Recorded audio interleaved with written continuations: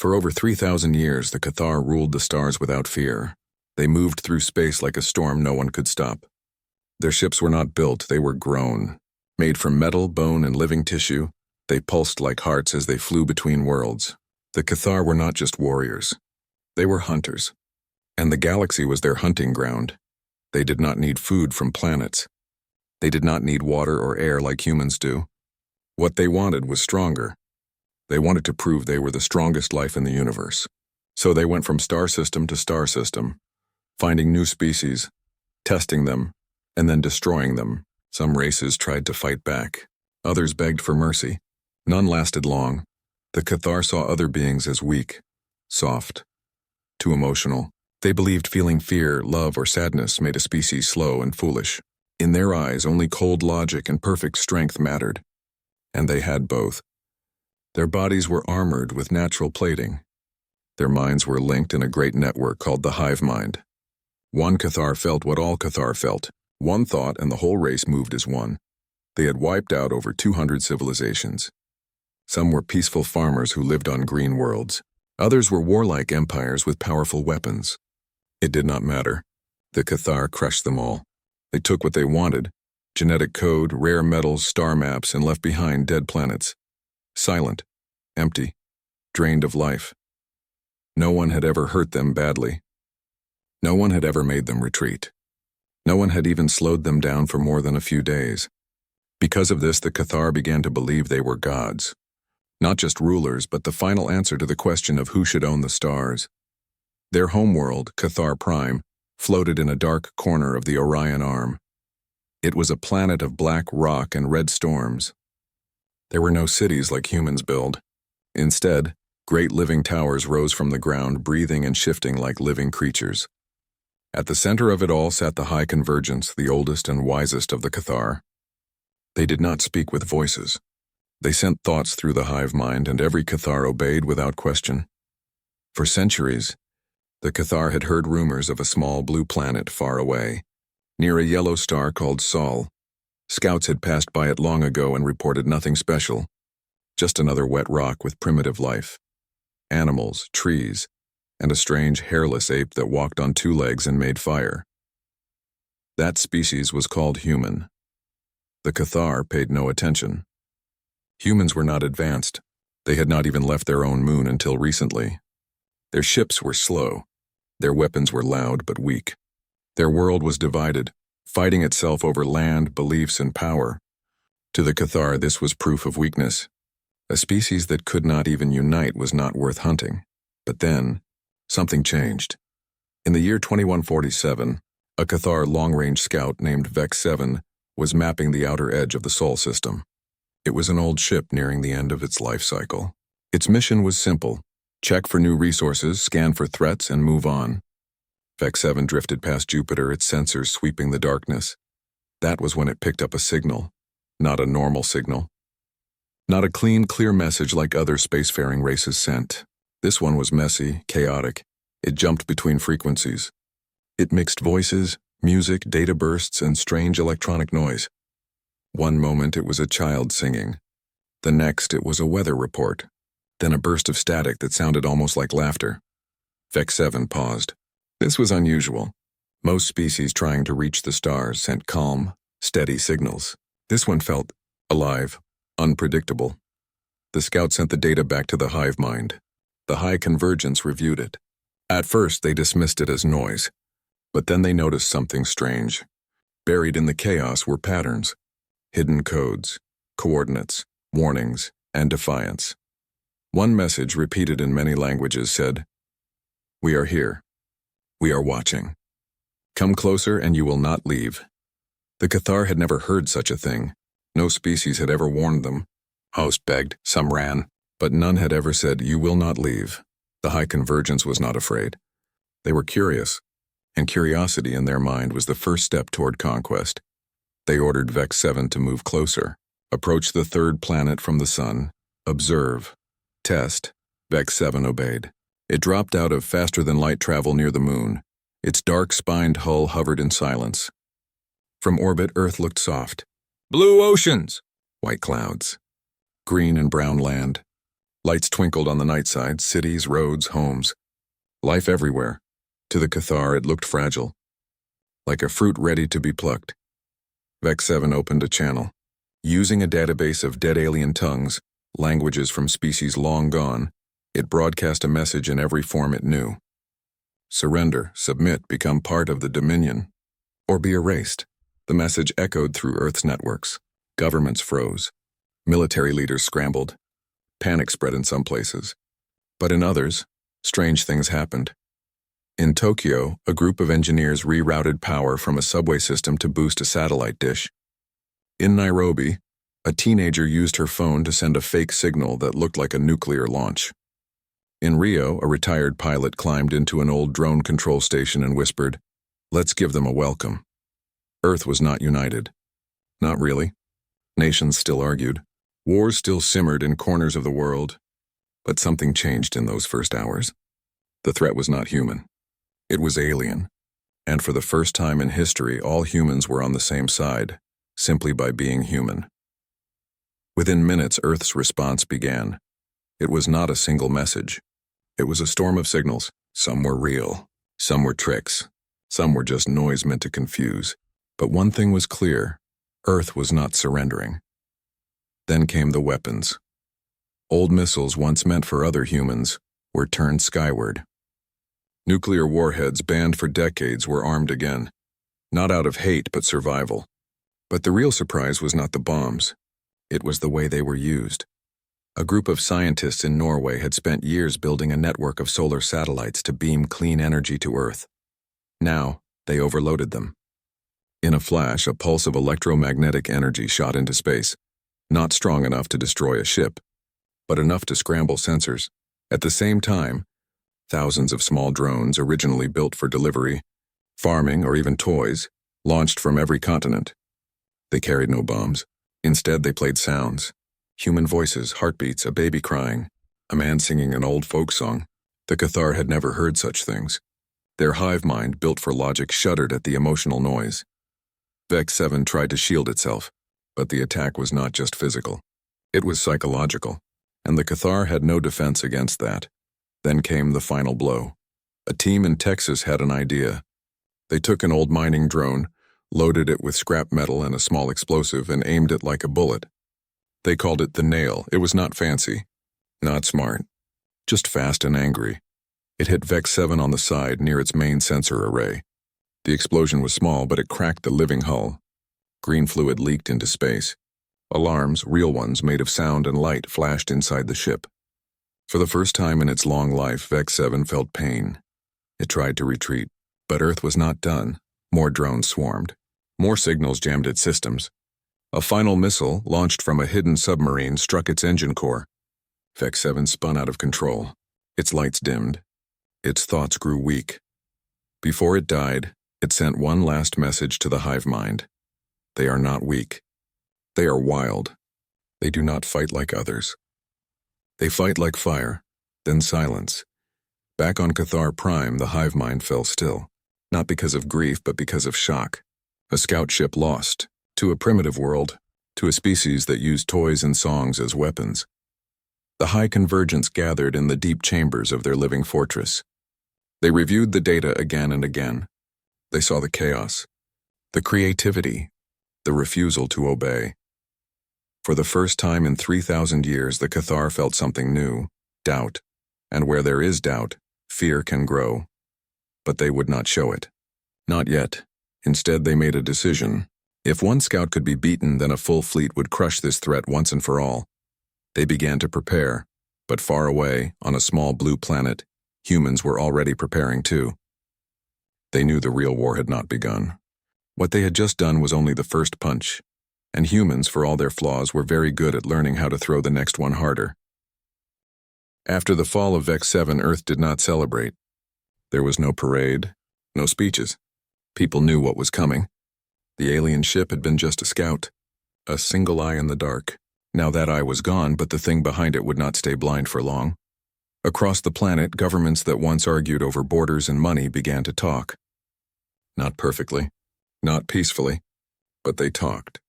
In secret rooms and open forums, leaders shared what little they knew. Scientists, soldiers, farmers, and students all asked the same question. What do we do when the real fleet arrives? No one had a full answer, but everyone had an idea. In the months that followed, Earth changed fast. Old weapons were pulled from storage. Factories that once made cars or phones began building parts for space defenses. Schools taught children how to send coded messages.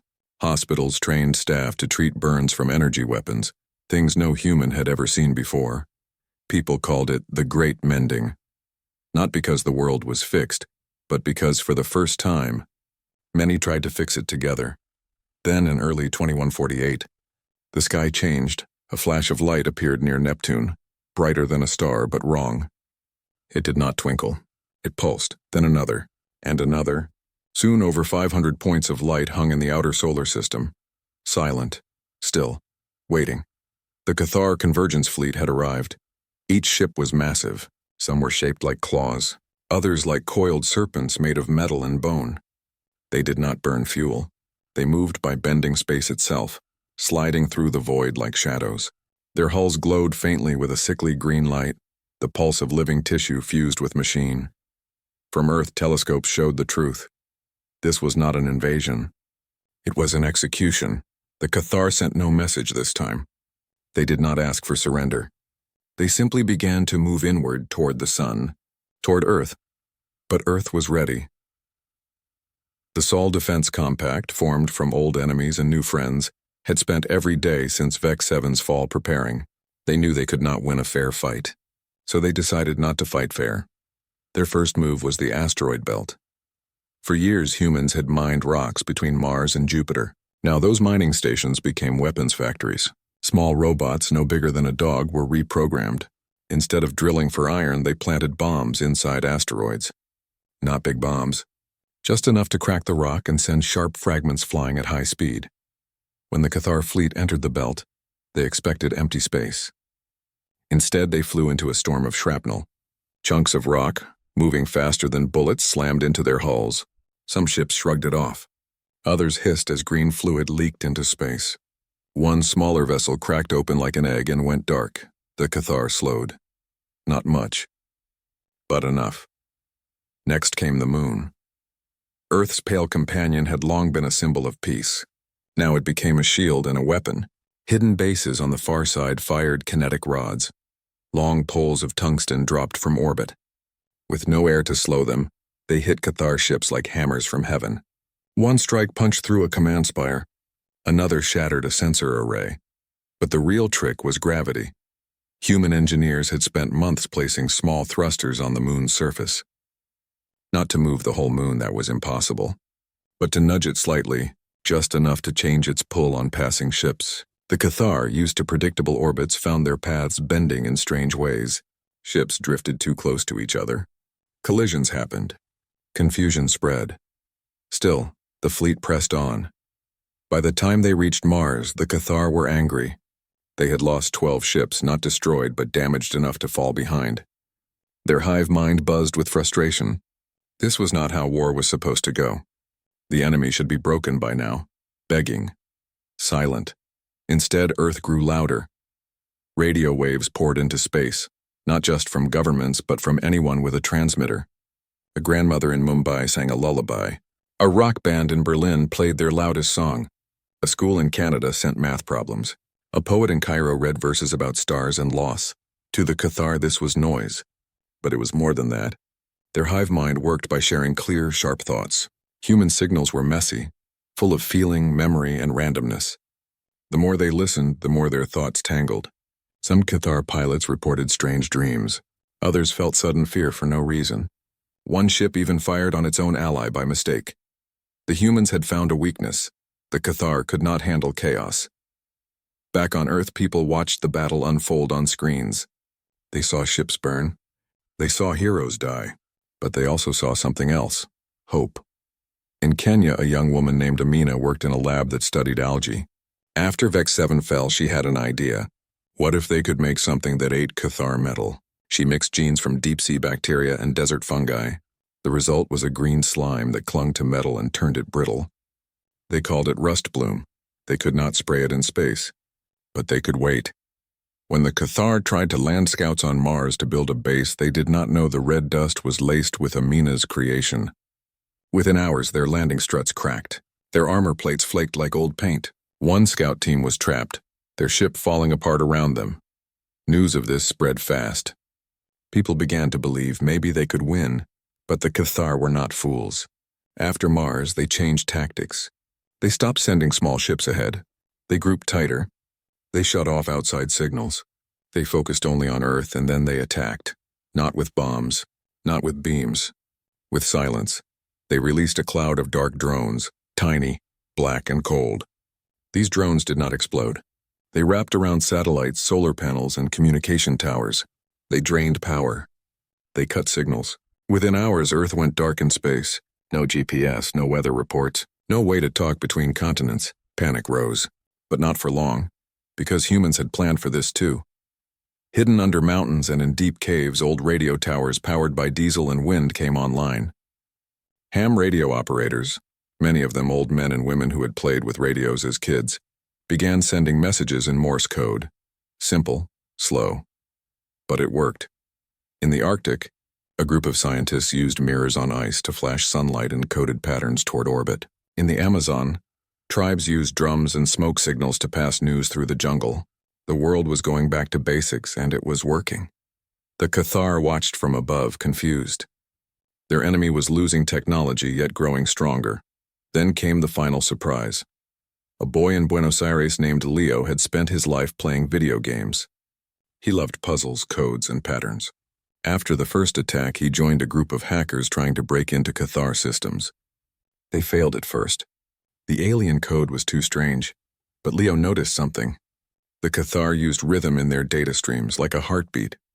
He remembered how his grandmother used to hum while she cooked.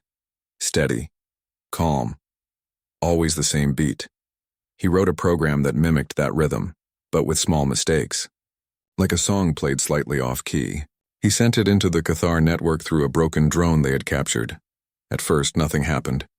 Then, deep in the fleet, a ship's systems began to glitch. Lights flickered. Doors opened and closed for no reason. Navigation maps twisted. The ship drifted off course. The error spread. Like a virus, like a bad dream, the Cathar tried to cut it off. But the song was already inside. And it was human. By the time the main fleet reached Earth's orbit, they were not the unstoppable force they had been. They were tired, confused, damaged, and Earth was waiting, not with one army, not with one plan, but with 1,000 small acts of courage. Fishermen in Indonesia launched drones from their boats. Teachers in Sweden taught students how to build signal jammers from old phones. Pilots flew old jets just to distract enemy sensors. No one was too small to help. The Cathar expected a planet of weak, divided creatures. What they found was a world that refused to break. As the first Cathar warship entered Earth's atmosphere, glowing red from the heat, a voice came over every working radio on the planet. It was not a general, not a president. It was a young woman from New Zealand speaking softly but clearly. You thought we were prey. But we are the fire that burns in the dark. Come closer and see what humans are made of. Then the sky lit up, not with surrender, with resistance. The Cathar fleet hung in Earth's sky like a storm about to break. 500 warforms, each larger than a city, blocked out the stars. Their hulls pulsed with a slow green light. They did not speak. They did not warn. They simply waited as if giving Earth one last chance to kneel. But Earth did not kneel. Instead, it fought back in ways the Cathar could not understand. The first strike came not from missiles or lasers, but from silence. All at once, every human-made signal in orbit went quiet. Satellites stopped broadcasting. Radar dishes turned off. Even the steady beep of space stations faded. To the Cathar sensors, it looked like Earth had given up. It was a trick. Deep underground, in bunkers built during old wars, human commanders watched screens filled with data. They had spent weeks preparing for this moment. They knew they could not match the Cathar in power. So they would win with patience, with traps, and with time. The plan had a simple name: the 1,000 Cuts. It meant no single attack would win the war. But 1,000 small wounds might bleed the enemy dry. The first cut came from the oceans, hidden beneath the waves, old submarines, some nearly a century old, rose slowly. They carried no nuclear warheads this time. Instead, they launched balloons. Not ordinary balloons, but smart ones filled with reflective material. Hundreds of them floated up into the upper atmosphere, catching sunlight and scattering it in wild patterns. To human eyes, it looked like dancing lights. To Cathar sensors, it was blinding noise, their targeting systems locked onto false heat sources. One warship fired its main weapon at a cloud of balloons and wasted its charge. While the Cathar were confused, the second cut began. From the deserts of Australia, farmers drove tractors fitted with old satellite dishes. They pointed them at the sky and sent out bursts of microwave energy, not strong enough to hurt, but enough to tickle the Cathar ship's outer skin. The living metal reacted like a nervous animal. It twitched. It pulled back. In Siberia, engineers opened floodgates on frozen rivers. Water rushed into old missile silos, powering turbines that sent emergency electricity to hidden radar stations. These stations did not track ships. They tracked the Cathar's own signals, listening for the rhythm of their hive mind. And they found it. A team in Oslo, led by a retired music teacher named Ingrid, discovered that the Cathar communicated in pulses that matched a slow, steady beat, like a drum. She recorded human heartbeats from hospitals around the world.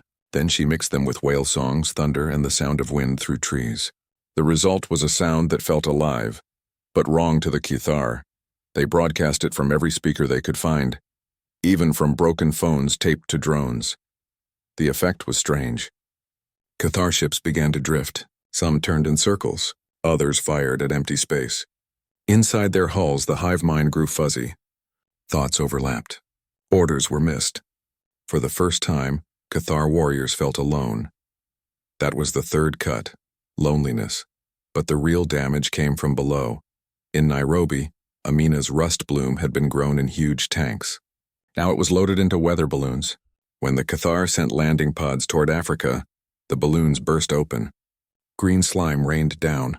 It stuck to the pod's legs, their sensors, their weapons. Within minutes, the metal began to crumble.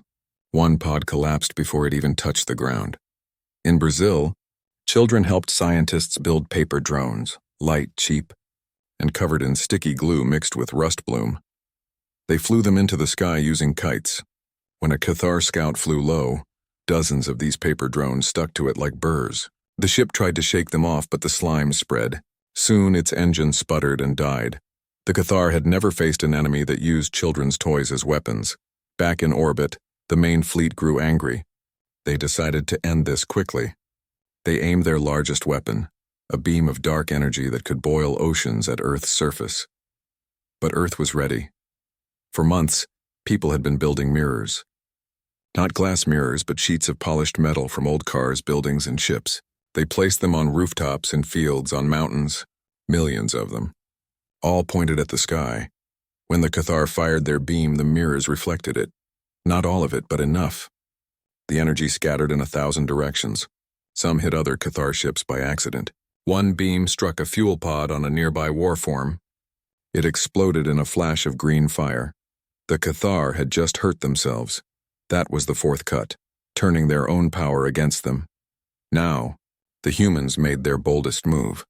A small team of pilots, volunteers, all of them, flew old space shuttles toward the moon. They carried no bombs. Instead, they carried seeds. Not plant seeds, but data seeds. Tiny devices filled with Leo's off-key song and Ingrid's heartbeat noise. They landed near the Cathar's main relay station on the moon, a tall spire that sent orders to the whole fleet. While the Cathar were busy watching Earth, the humans planted the seeds at the base of the spire. Then they ran. Minutes later, the seeds activated. The song poured into the Cathar network, but this time it was stronger. It mixed with the moon's natural magnetic field. It echoed through every ship at once. The hive mind screamed, not with sound but with pain. Thoughts shattered. Commands broke apart. For 3 full minutes, the Cathar fleet floated in silence, lost, confused, blind. In that time, Earth struck hard. Every missile that could fly was launched. Not at the biggest ships, but at the smallest. The scouts, the drones, the supply pods. Humans knew that even a giant can fall if its feet are cut from under it.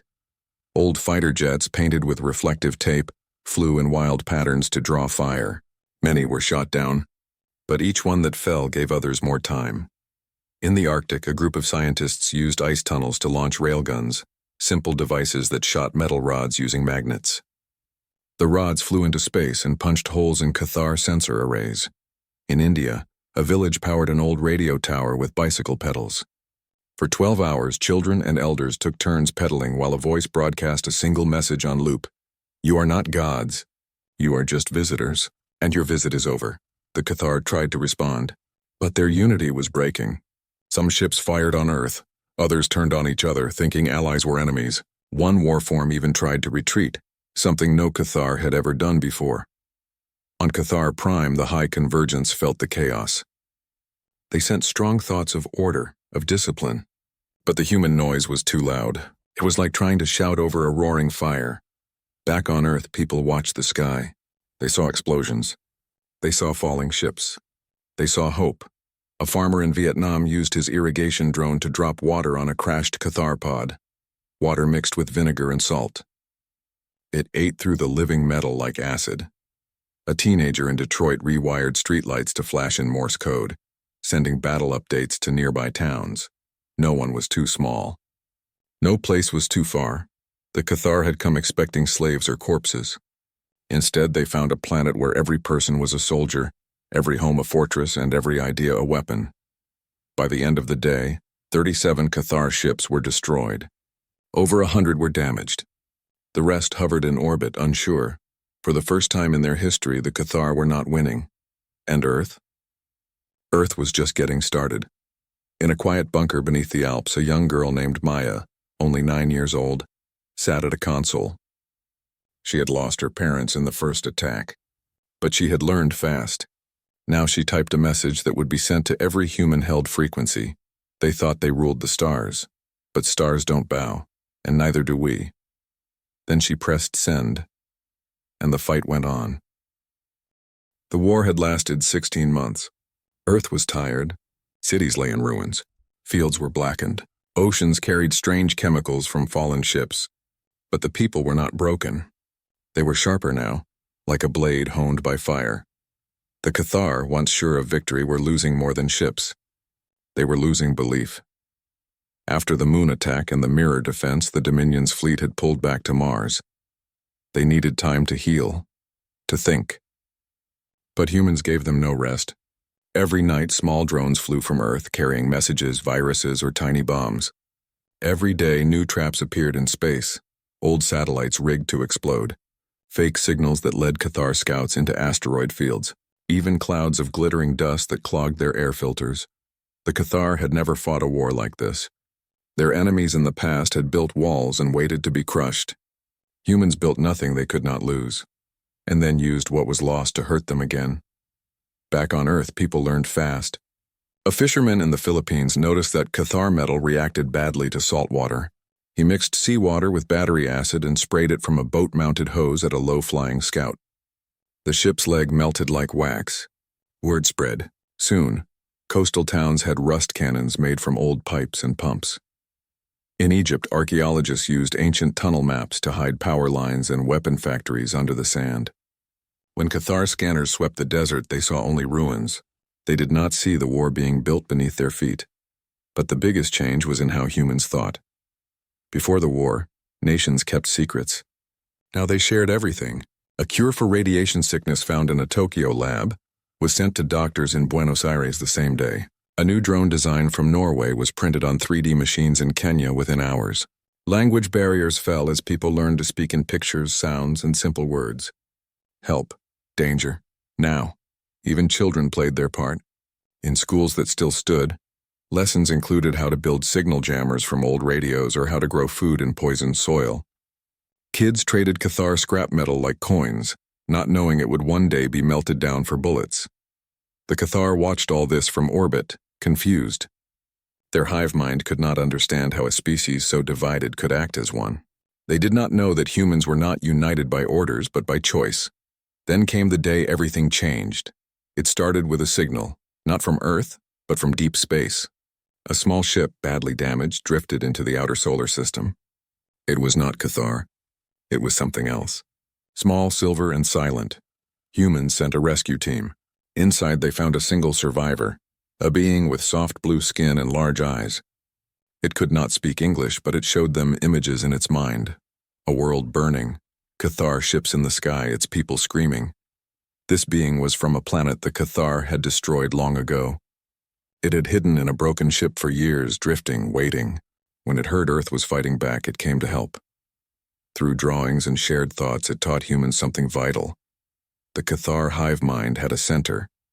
Not on their homeworld, but on a hidden ship called the Heartspire. If the Heartspire fell, the hive mind would break. Not forever, but long enough for others to rise up. Hope spread like wildfire. Now humans had a target, but attacking the Heartspire was near impossible. It floated behind the Cathar lines, guarded by the strongest warforms.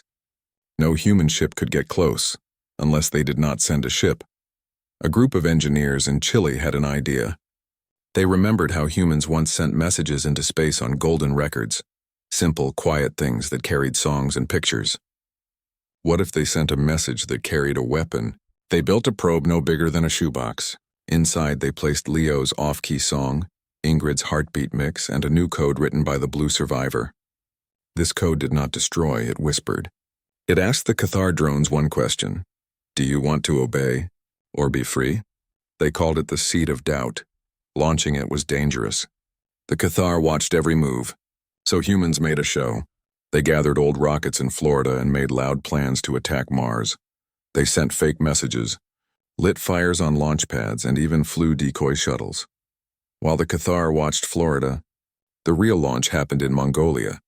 From a flat desert, a quiet balloon lifted the seed into the sky. It rode the wind, then fired a small engine and slipped into space like a ghost. For days, nothing happened. Then, near the Heartspire, a Cathar repair drone stopped working. It floated away from its post. Another followed. Then a scout ship turned off its weapons and drifted toward the asteroid belt. The seed had worked. The hive mind felt the break like a toothache, small at first, then sharp. The high convergence sent strong thoughts to pull the drones back. But the human noise was too deep now. It lived in their systems like a memory. On Earth, people saw the change. Cathar patrols grew sloppy. Ships missed signals. Some even ignored orders. That was when humans struck their hardest blow. They did not attack the Heartspire directly. Instead, they helped the rebellion grow. Using the Blue Survivor's knowledge, they sent coded messages to every enslaved species the Cathar had ever conquered. They told them, Earth fights. You can too. And across the galaxy, others listened. On a mining world near Alpha Centauri, worker drones, built from the bones of a dead race, suddenly turned on their Cathar masters. In a gas giant's moon, prisoners used smuggled tools to break free and seize a warform. Even on Cathar Prime, young warriors began to question, why do we hunt? Who gave us the right?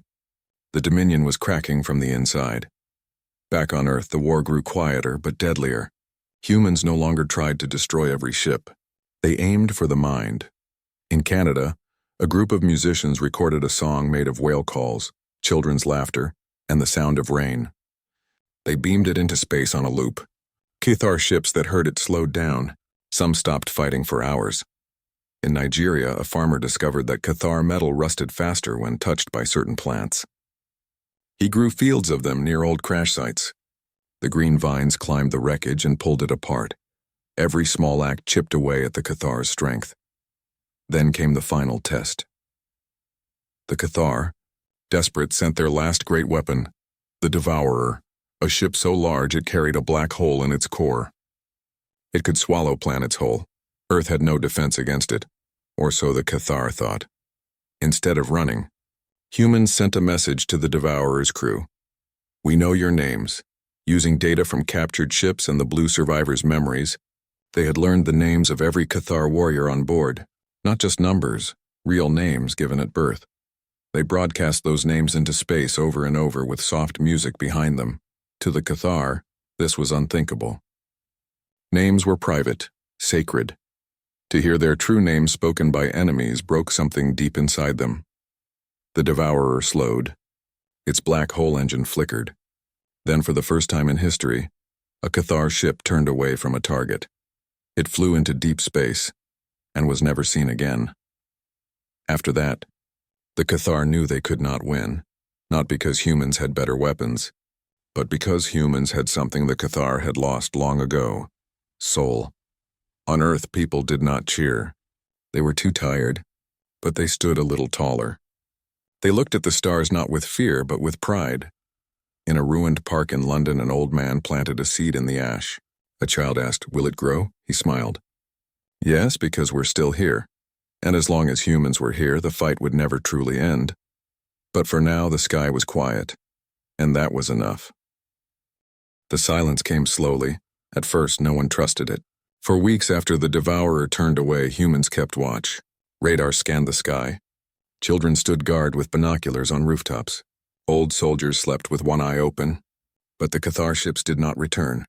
One by one they left, not in a rush but like shadows fading at dawn. They gathered near Mars, then formed a line and vanished into the dark between stars. Earth was alone again, but it was not the same Earth. Cities were broken. Rivers ran strange colors. The air smelled of smoke and metal. Yet in the cracks of ruined streets, green shoots pushed through. People planted gardens on rooftops. They fixed old radios. They taught each other how to purify water, how to stitch wounds, how to build light from scraps. The war was over, but the world was just beginning. On Cathar Prime, the High Convergence sat in their living fortress, deep beneath black rock. They did not speak. They did not move. For the first time in 3,000 years, the hive mind was quiet, not from order, but from shame. They had lost not to a stronger enemy, but to one they could not understand. Humans did not follow rules. They made new ones. They did not fear death. They used it as fuel. Worse, the loss had spread. Reports came from across the galaxy. On worlds once silent under Cathar rule, fires burned in the night. Slaves had risen. Drones had turned.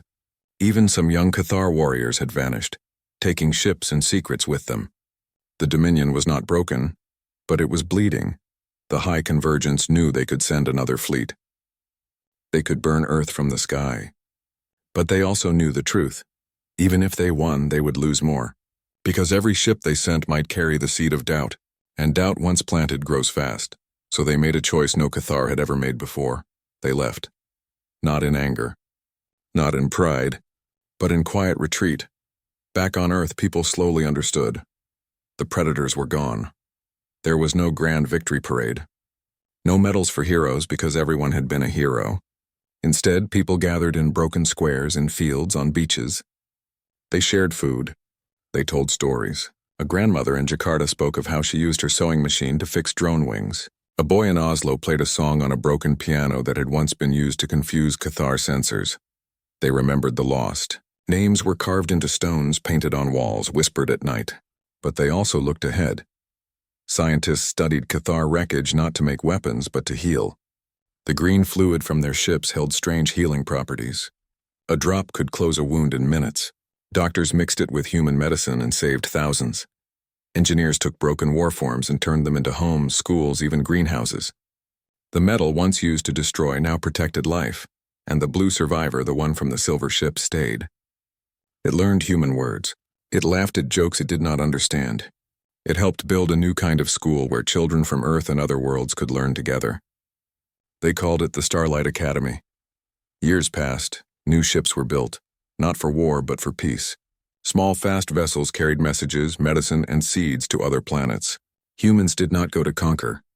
They went to say, "You are not alone." On many worlds, they found others who had suffered under the Cathar. Some were broken. Some were angry. But when they heard Earth's story, how a divided, messy, feeling-filled species had stood against gods, they began to hope. Rebellions grew. Not with guns, but with songs, with codes, with courage. The Cathar tried to crush them, but the old fear was gone. Now every slave knew. If humans could win, so could they. The galaxy changed, not overnight, not perfectly, but it changed. On Earth, children grew up hearing a new story, not of kings or empires, but of farmers, hackers, teachers, and kids who turned toys into weapons. They learned that strength is not just in power, but in kindness, that intelligence is not just in logic, but in feeling, that to be human is to be flawed, yes, but also to never stop trying. One day, a young girl named Maya, now a woman, stood on a hill outside what was once Paris. The city was being rebuilt, brick by brick. She held a small device in her hand, a piece of Cathar metal, now smooth and warm from years of use as a tool. She looked up at the stars. She knew the Cathar were still out there, hiding, healing, maybe, watching, but she was not afraid, because Earth had proven something the universe had forgotten, that the smallest voice can shake the largest throne, that chaos, when guided by heart, can break order, that even the hungriest predator will run when the prey fights back with everything it has and everything it is. Years later, historians would call it the Great Turning. Not because humans became rulers of the stars, but because they showed the stars a new way to live. No more empires built on fear. No more silence from the weak. From that day on, the galaxy learned to listen, not just to commands, but to songs, to laughter, to the quiet courage of those who refused to kneel. And on Earth, in every home, in every school, in every heart, a simple truth was passed down. They thought they ruled the stars until they met the ones who build them. For humans did not just live under the stars. They reached for them. They mended them. They filled them with light, and that light would never go out.